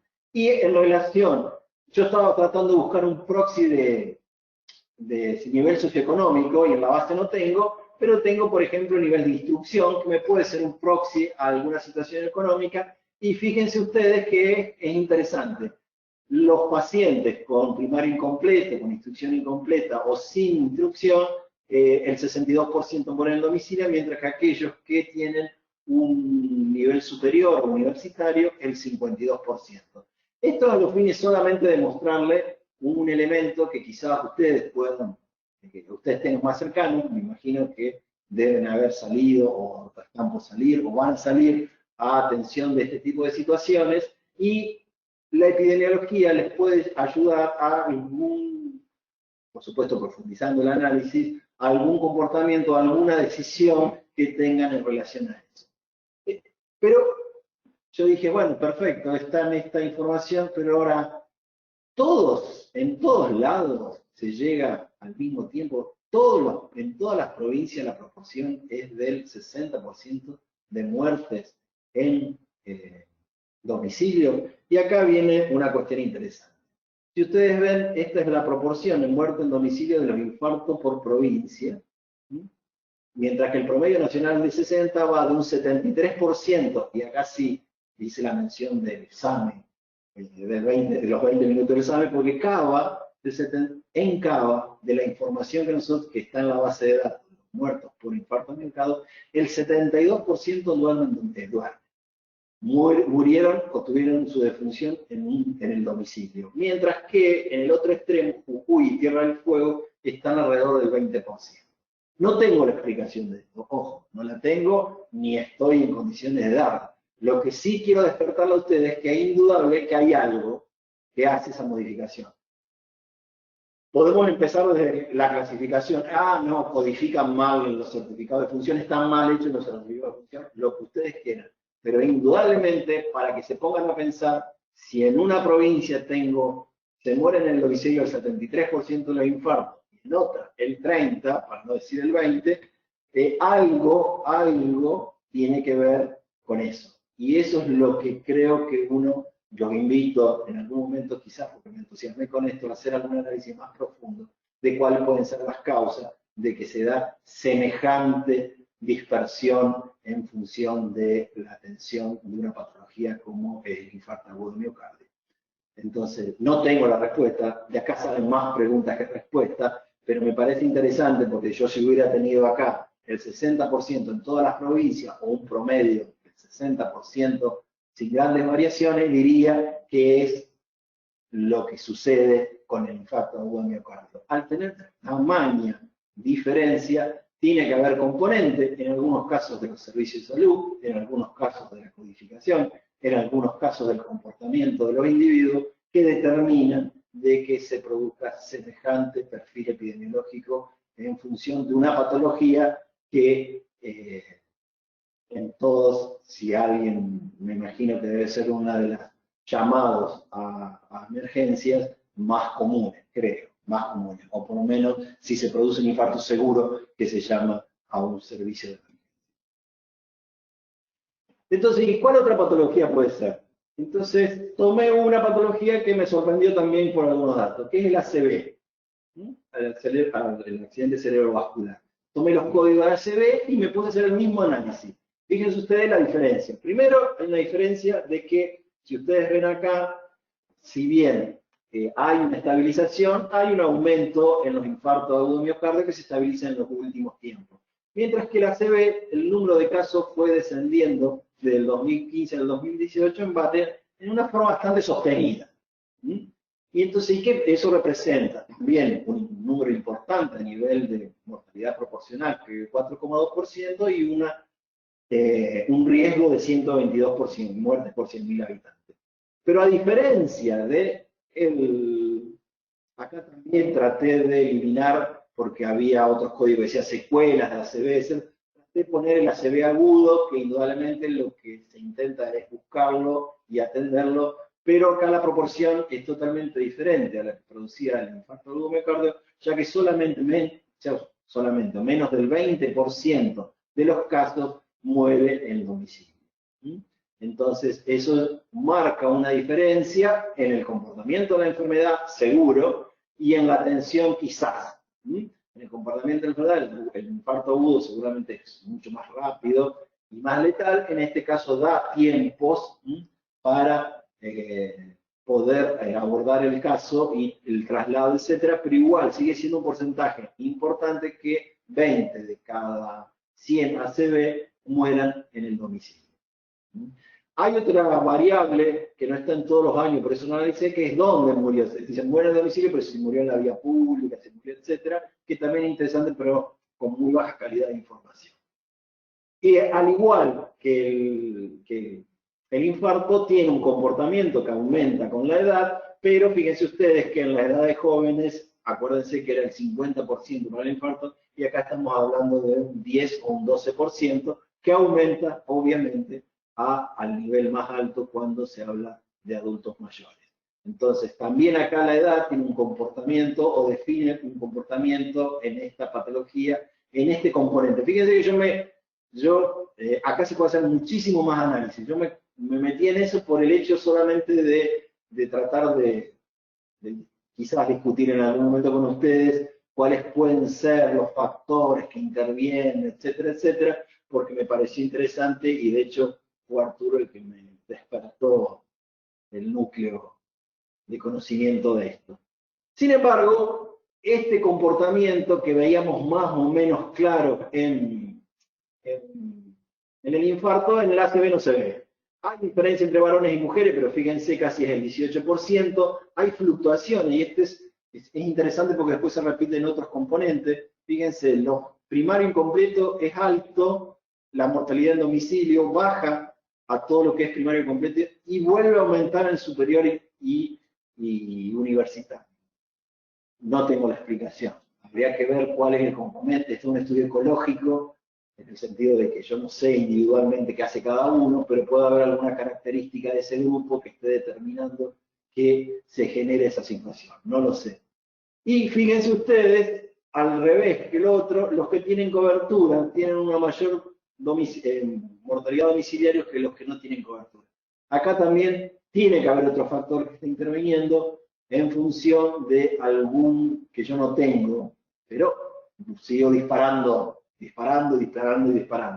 Pero me parece interesante porque son comportamientos que en algún momento tendrían que darse alguna explicación. Por ejemplo, hacer un análisis de mortalidad de ACV que se produjo en el Hospital Cuyen en tal año y tratar de ver cómo se conjugan todas estas variables en función de posteriormente tratar de explicar qué sucedió. Y fíjense ustedes que nuevamente acá el perfil cambia muchísimo si yo lo tomo por provincia. Jujuy vuelve a tener valores muy bajos de mortalidad domiciliaria, y acá Cava aparece como segunda con una mortalidad domiciliaria muy baja. Y a partir de ahí, llegando a Santa Cruz, que casi el 30% de los casos fallecieron en domicilio. Entonces, vuelvo a insistir, no le estoy dando ninguna respuesta, le estoy tratando de hacer algunas preguntas que tienen que ver con lo que ustedes ven cotidianamente o van a ver, en función de que seguramente llamados por infarto, seguramente llamados por ACV, van a tener que responder. Y otra que elegí, elegí dos más. Una son las lesiones autoinfligidas, y acá sí se ve claramente que si yo me quiero autoinfligir una lesión rara, difícilmente logro una atención que posteriormente me saque de esa situación, o por lo menos la extienda y no fallezca dentro, en mi domicilio o en el lugar donde hice la lesión, sino en otro lado. Y fíjense que es claro, las lesiones autoinfligidas, el 90% de las muertes se producen en domicilio. eso es obvio, porque los otros yo estoy seguro que buscan la atención médica, en este caso probablemente ese componente no esté tan presente. Igual hice solamente para verificar por ahí, como se dice, algunos marcadores, en este caso el marcador de que la mayoría de las muertes de estas características se producen en atención domiciliaria. No es poco, son casi en esos 8 años, en 6 años, 21 muertes que representan el 1% de toda la mortalidad con una tasa de 24. En este caso, cambia totalmente el perfil por edad. Fíjense ustedes, antes hablábamos que todas las mortalidades que tenían que ver con el infarto y con el ACV se conjugaban a los mayores de 85 años y acá obviamente el mayor impacto lo tienen entre 15 y 29 años y se mantiene el mismo porcentaje de muerte domiciliaria porque probablemente no tenga otro impacto que no tener atención en ese momento. En este caso, fíjense ustedes, si ustedes ven, casi no hay variación nada, no hay variación en varones y mujeres, no hay variación en cobertura y sin cobertura. Es como un patrón de algo que no está buscando atención médica y por lo tanto el patrón domiciliario es el que predomina, tengan cobertura o no tengan cobertura. Y el otro, que sí, bueno, fíjense, acá la desconocida no tengan en cuenta porque es como sin especificar, pero fíjense lo que yo esperaría si hubiera algo que tenga un comportamiento homogéneo, que es esto.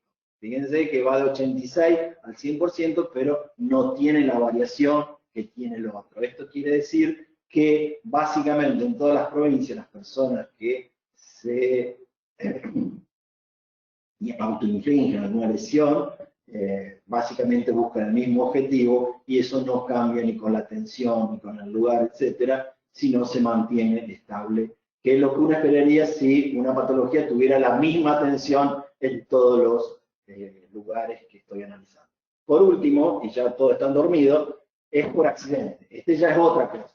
Ya es otra cosa, es accidente de transporte. Esto ya necesitaría una atención inmediata, pero fíjense ustedes que el 65% de las muertes por accidente se producen en el lugar del accidente o en el domicilio o en el lugar del accidente. Eso es un porcentaje muy alto, 1,5 de todas las muertes y una tasa del 29, pero fíjense, y hay una disminución, si ustedes ven, desde el año 2014, si bien no tan sostenida, pero hay una disminución en el número de accidentes de transporte, pero casi el 65% de estas personas fallece sin atención médica porque no hubo oportunidad de ingreso a los servicios de salud. Fíjense ustedes, y acá sí cambia, miren ustedes que vuelve a tener el perfil que tenía la autoinfligida, porque son los jóvenes donde se produce más accidentes, y hay un cambio también en la proporción de que son los que fallecen en domicilio. Los jóvenes son los que más están cercanos al 70%, entre el 60 y el 70%, mientras que los adultos mayores, indudablemente, habría que ver cuál es la característica del accidente, o probablemente algunos son en ruta, etcétera. Empieza todo otro análisis, pero igual tienen la capacidad por lo menos de haber sido llevados a un servicio de salud y posteriormente, porque acá estamos hablando de muerte, lamentablemente yo no tengo la parte de morbilidad, acá podría comparar cuántos se accidentaron, cuántos eran graves, etcétera, pero esa información yo no la tengo porque esa información solamente sale de registros muy específicos. Si hay alguna diferencia con respecto a la cobertura, etcétera, no. Indudablemente acá tiene mucho que ver con los servicios con los servicios de atención, porque no hay casi diferencia en varones y mujeres, aunque esperaba que hubiera diferencia por el tipo de accidente, no hay diferencia en escolaridad y tampoco hay diferencia, o mucha diferencia, en la cobertura de salud. Indudablemente, si se ocurre un accidente, los servicios de emergencia, sean públicos o privados, van al lugar del hecho y muchas de estas cosas se difuminan en función de que no hay una patología que tenga que tener una cobertura, etcétera, sino es un accidente de transporte. Y hay un perfil, vuelvo a sacar la desconocida porque eso son las inespecíficas, pero fíjense ustedes que es mucho más homogéneo que lo que vimos con las accidentes cerebrovascular y con los infartos. Bueno, final, el análisis de transición es una herramienta útil para el análisis histórico y puede ser un insumo para recuperar una lógica de planeamiento, etcétera, obviamente articulando siempre con las redes y los niveles de cuidado sobre las mismas. Insisto, todo modelo está equivocado porque modelar la realidad siempre les produce errores, pero algunos sirven más que otros. Y en este caso tiene una utilidad para poder explicar la evolución de algunas situaciones, pero obviamente carece de profundidad en algunos casos para poder dar cuenta de todo lo que está pasando.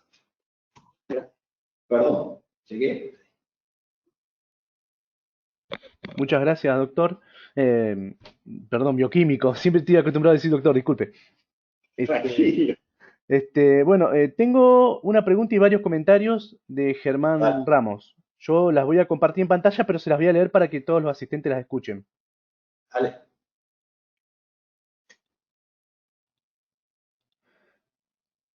Bueno, el primer comentario dice, una gran crítica que se hace a las estadísticas epidemiológicas de países del tercer y cuarto mundo es la falta de estadísticas serias. Pero uno sale de la facultad sin saber rellenar una planilla de notificación obligatoria y sin noción de las enfermedades o síndromes a notificar. Esto no se realiza casi en ningún lado a menos que haya un brote de moda. Ese es el comentario. Y luego hace una pregunta. ¿A qué se le adjudica el brote de sarampión en Brasil, Argentina, Bahamas, Canadá, Chile, Uruguay, Venezuela, Cuba, Costa Rica y Colombia entre 2017 y 2019? Dos cosas. La primera, el comentario es totalmente acertado y del cual comparto totalmente. Y de hecho, cuando Arturo al principio me convocó para dar, una de las ideas era decirle a la gente que existía eso. Por eso yo en el medio de la charla hablo de los sistemas de información, hablo de que existe un sistema de vigilancia y hablo de la importancia que tienen ustedes dentro del sistema de vigilancia. Porque no es solamente hablar del sistema, el sistema de vigilancia no se nutre de un chip de nadie, sino de lo que ustedes cargan. Es muy importante el certificado de función, es muy importante la notificación obligatoria, y creo que sí que es un déficit. Yo creo que es un déficit muy grande en función de que posteriormente muchos de los análisis o muchas de las decisiones que van a tomar están basados en esta información. Entonces, creo que es algo a trabajar. De hecho, hay algunas iniciativas de trabajar con la Facultad de Medicina en función de fortalecer ese componente que tiene que ver con la notificación, con cuáles son los registros, cuál es la importancia de los registros, porque decirle a un médico, mira, tenés que llenar esto, y el tipo está atendiendo gente, así que tenés que decir, tenés que llenar esto por esto, por esto, por esto, y la importancia que tiene esto, y devolverle la información. Entonces, es un juego bastante importante. Con respecto al brote de sarampión de Brasil, Argentina y Bahamas, tengan en cuenta ustedes, bueno, hubo una crisis muy grande en Venezuela y si bien eso generó el posterior dispersión del brote, el brote en sí se inicia a partir de los grandes brotes que se produjeron en Europa.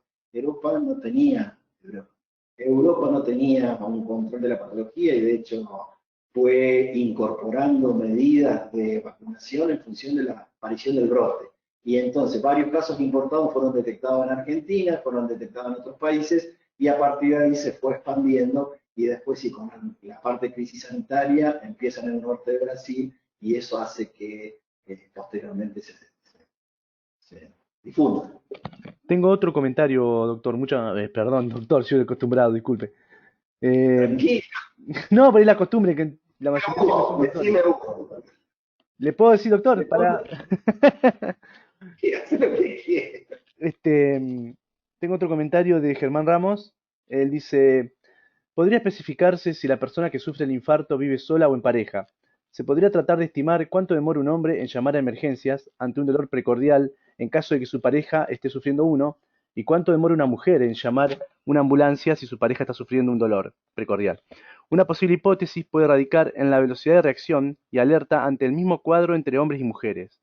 Por experiencias en guardias, se observa que en parejas heterosexuales, las mujeres activan más el sistema de emergencias ante algo que le pasa a su pareja. Además, estadísticamente, las mujeres viven 10 años más que los hombres. Por tanto, si viven solas, ante un episodio de emergencia estaría sola para activar el sistema de emergencias. Germán, bárbaro, Germán. A ver, lo que quería dejarte era este tipo de cosas, es darte la información que yo podía ver y después vienen un millón de hipótesis.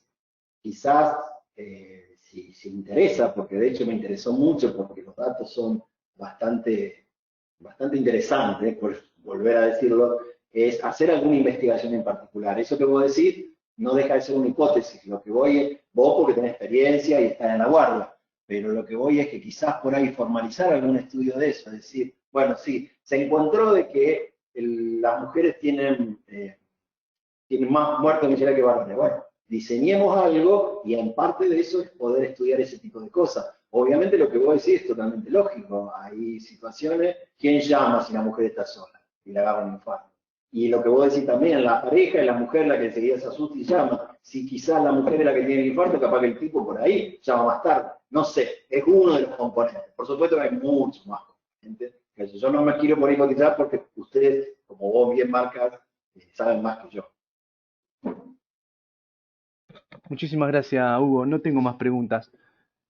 Bien. No sé si el doctor Serrano quería decir alguna palabra.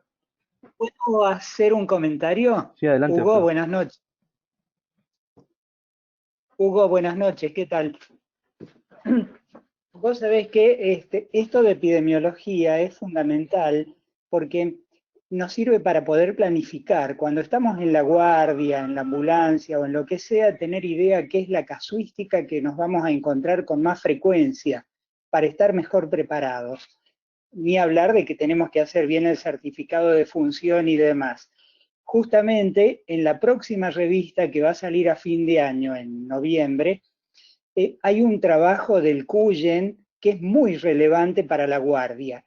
Ellos tomaron durante 3 años todos los casos de heridas de armas punzantes, armas de fuego y heridas intencionales, y a todos les hicieron un dosaje en sangre de alcohol, de marihuana y de cocaína. Increíblemente, más del 60% tenían altas concentraciones de 2 o 3 de esas sustancias psicoactivas, lo cual tiene mucho que ver en la epidemiología justamente de las lesiones y de los accidentes de tránsito. A diferencia de lo que decías de la encuesta permanente de hogar, que ahí decía que el 15% había conducido en los últimos 30 días con que había tomado unas copas.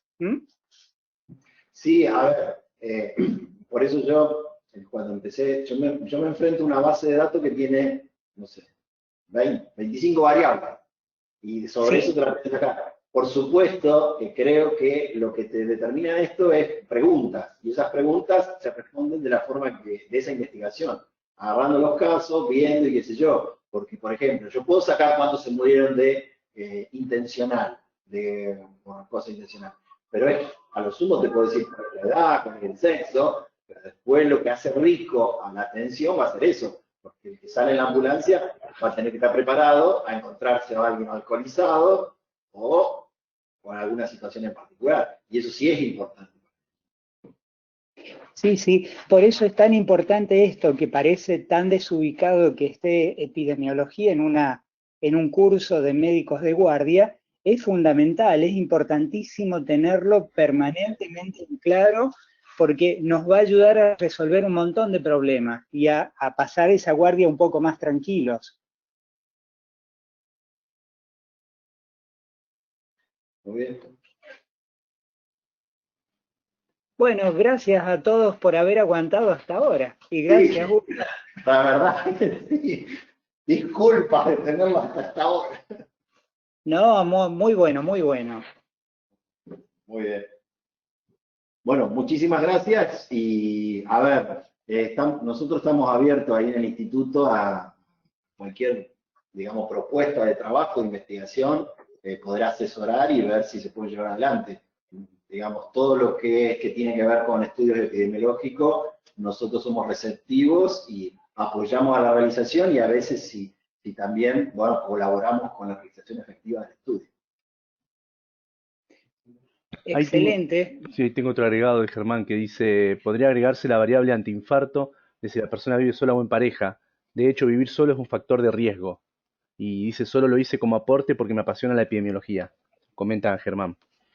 Sí, a ver, te cuento algo que tiene que ver con las bases de datos.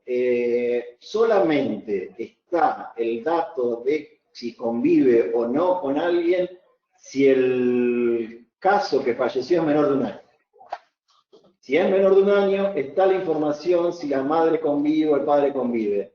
Si no, no te dice nada, no. Para saber si la persona que falleció convivía o no. Pero, por supuesto que es un dato interesante. Bueno, entonces, no habiendo más preguntas, damos por finalizada la clase de hoy. Muy bien. Y los Muchísimas esperamos. gracias. Gracias a todos y los esperamos el sábado 3, la próxima actividad. Bueno, sábado 3 sería la próxima clase. En nombre del Colegio de Médicos, muchas gracias, Hugo, por esta clase. Hasta pronto. Vamos por finalizada la clase de hoy. Gracias, hasta luego. Bueno, adiós. Chao, Arturo.